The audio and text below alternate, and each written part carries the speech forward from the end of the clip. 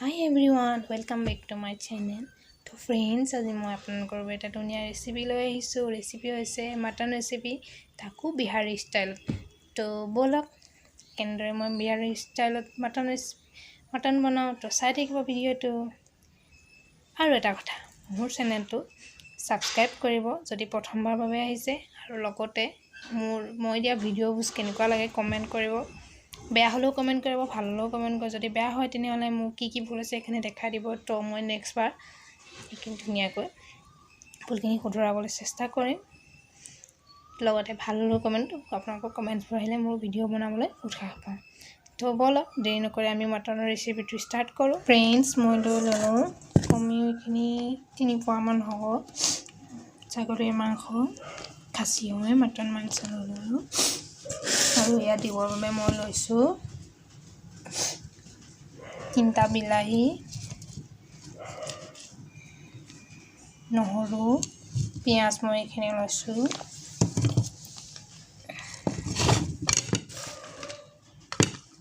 এইখিনি জলকীয়া দি ল'ম মই খাবলৈ কাৰণে বহুতেই মই যিহেতু স্পাইচি ভাল পাওঁ, গতিকে মই জলকীয়া ইমানখিনি লৈ ল'লোঁ।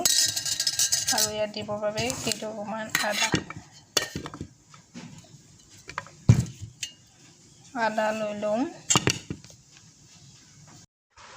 মাংসখিনি মই ভালদৰে ধুই আনিলোঁ। এতিয়া মই ইয়াত পিছা হোৱা আদা নহৰু বটা দি দিম, দি ভালদৰে এইখিনি সানি ল'ম। তো এনেদৰে মই মিক্সিত এইখিনি আদা নহৰু লগত বিলাহী জলকীয়া মই যিখিনি দেখাইছিলোঁ গোটেইখিনি মই পিচি ল'লোঁ। আৰু মই এইখিনি ইয়াত এনেদৰে দি কিনে সানি ল'ম। মই ইয়াত এচামুচ হালধি আৰু এচামুচ নিমখ দি ল'ম।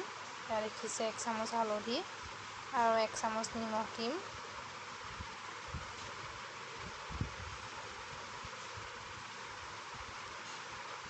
নিমখ দি ল'লোঁ আৰু লগত অলপমান মিঠাতেল দিম।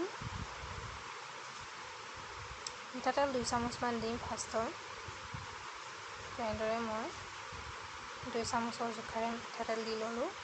আৰু এইখিনি মই ভালদৰে সানি ল'ম। মাংসখিনি লগত ভালদৰে মিহলি হৈ যোৱাকৈ মছলাখিনি ভালদৰে এইখিনি সানি ল'ম। এনেদৰে দেখিছে মই ধুনীয়াকৈ সানি ল'লোঁ মাংসখিনি।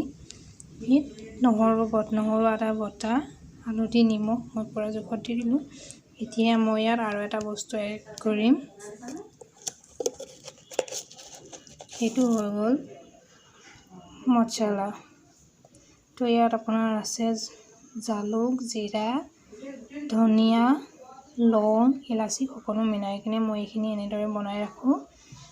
তো মই চাওক মই এইদৰে এনেকৈ টেমাত ভৰাই ৰাখোঁ। তো মই ইয়াৰে 2 চামুচ ইয়াত দি দিম।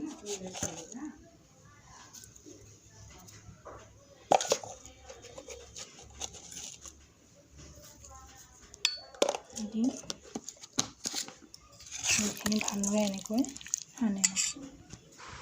মছলাখিনি ভালদৰে সনা হৈ গ'ল।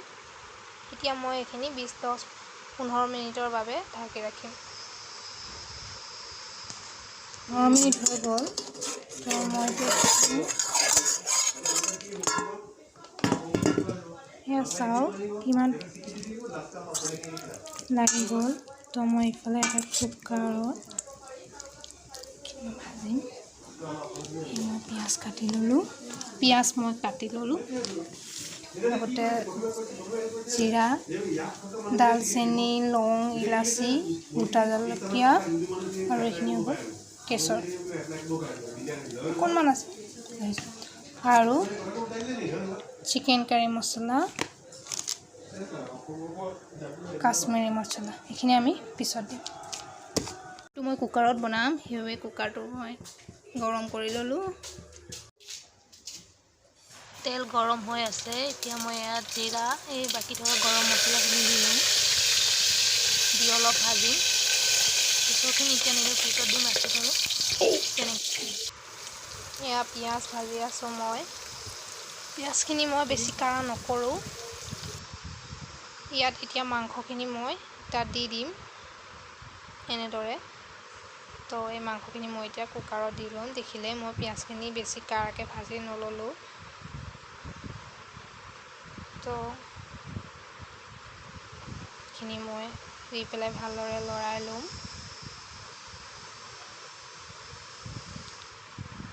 দেখিছে ভালদৰে মই এইখিনি লৰাই ল'ম।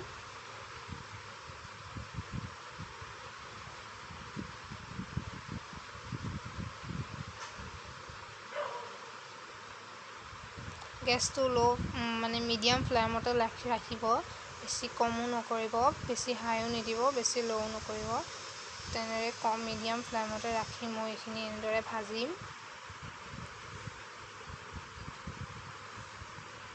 5 মিনিটমানৰ বাবে মই এনেদৰে ভাজি থাকিম।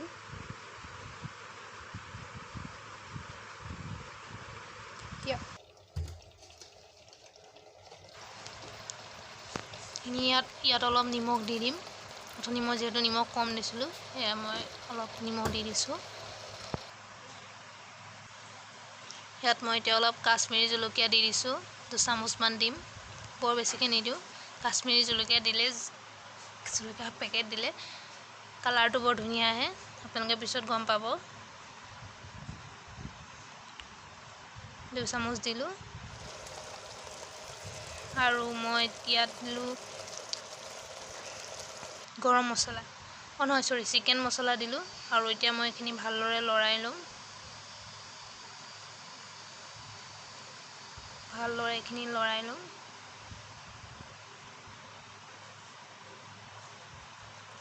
কালাৰটো ভাল আহিছে, চাই থাককচোন পিছলৈ কি হয়।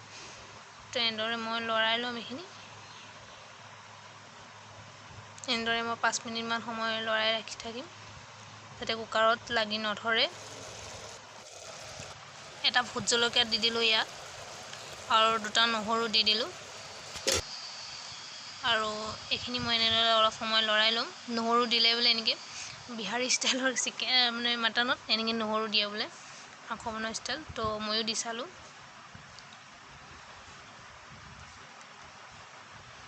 তাৰপিছত মই এতিয়া ওপৰত ঢাকনখন লগাই দিম। একেবাৰে মাৰি নিদিওঁ, খালি লগাই ৰাখিম এনেদৰে। সেয়া চাওক, ঢাকনখন খুলি দিলোঁ। তো সিজিবলৈ ষ্টাৰ্ট কৰিছে অলপ। এতিয়া মই ইয়াত 1 চামুচ কৰ্ণফ্লাৱাৰ দিম। কৰ্ণফ্লাৱাৰ দিলে মাটনটো সোনকালে সিজি উঠিব। 1 চামুচ কৰ্ণফ্লাৱাৰ দি দেখিবলৈ পাইছে, ইমান ধুনীয়া গচিয়াছ কালাৰ আহিছে মাংসখিনি। তো মাংসখিনি সিজিবলৈ বেছি যিহেতু কৰ্ণফ্লাৱাৰ দিটো সিজিতে বেছি টাইম নালাগে, ইমান ধুনীয়া কালাৰ আহিছে চাওক।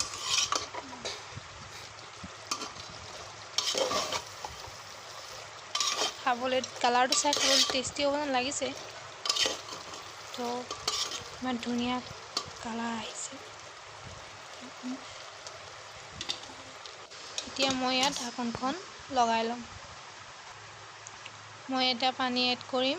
সেই পানীখিনি হৈ গ'ল, আদা ৰচুনৰ পানী আছিলে, মই পানীখিনি গৰম কৰি ৰাখিছোঁ। মাংসত গৰম পানী দিলে ভাল, তো মাংস খাবলৈ বহুত টেষ্টি হয়। গতিকে মই ইয়াত আমাৰ মানুহৰ জোখাৰে মই ইয়াত পানী দি ল'লোঁ। অলপ ধৰিছে কুকাৰটো, তো মই এইখিনি হেতাৰে লৰাই পানী দিলোঁ। আৰু এতিয়া এইটো চিটি মাৰিবৰ বাবে ৰাখি ল'ম। মই ভালকৈ লৰাই ল'লোঁ এনেদৰে। তো মোৰ লাগি আছে পানীটো কম হ'ব নেকি, তো তথাপি মই বস্তুখিনি ভালকৈ লৰাই ল'লোঁ। তো মই আৰু অকণমান পানী দি দিওঁ ইয়াত, যিহেতু মই 10 মিনিটমানৰ কাৰণে কুকাৰত চিটি লগাম। তো অকণমান পানী দিয়া হৈ গ'ল। এতিয়া মই এখন মাৰি দিম আৰু 10 মিনিটৰ মানে কুকাৰত চিটি মৰালৈকে এৰি দিম। আপোনালোকে দেখিছে কি ধুনীয়া কালাৰ আহিছে, মোৰ কালাৰ দেখিয়ে খাব লাগিছে। দেখিব পাইছে, মই দেখাই চাওক, তেল মাংসৰ পৰা ডিভাইড হৈ মানে আঁতৰি গৈছে। আৰু চাওক মছলাখিনি কি ধুনীয়া হৈ লাগিছে। এয়া চাওক ইমানেই ধুনীয়া কালাৰ আহিছে আৰু মাংসখিনি পূৰা সিজি গ'ল। এতিয়া এইখিনি খাবৰ বাবে উপযুক্ত হৈ গ'ল। তো তাকো এবাৰ দেখাইছোঁ, চাওক ইমান ধুনীয়া কালাৰ আহিছে। তো বেছি দেৰি নকৰি এইখিনি খাব লাগে। মই এইখিনি এটা বাতিত ৰাখি ল'লোঁ। তো এয়া চাওক কালাৰটো কিমান টেষ্টি আহিছে। আপোনালোকে এনেদৰে টেষ্ট কৰিব, মানে বনাই চাবচোন কেনেকুৱা লাগে। তো মই এয়া খাবৰ বাবে ল'লোঁ। ইমান ধুনীয়া কেনেকুৱা পালে আজি মোৰ ৰেচিপিটো। যদি ভাল লাগিলে তেনেহ'লে লাইক কৰিব আৰু আপোনালোকে এনেদৰে বনাই খাই চাব। মই ফাৰ্ষ্ট টাইম বনালোঁ, তথাপিও বহুত টেষ্টি হ'ল খাবলৈ। তো ফ্ৰেণ্ডছ আপোনালোকেও ট্ৰাই কৰিব আৰু মোৰ চেনেললৈ যদি প্ৰথমবাৰ আহিছে চেনেলটো ছাবস্ক্ৰাইব কৰি ল'ব। Thank you. আজিলৈ বাই বাই। পুনৰ লগ পাম আকৌ নতুন এটা ভিডিঅ'ৰ সৈতে।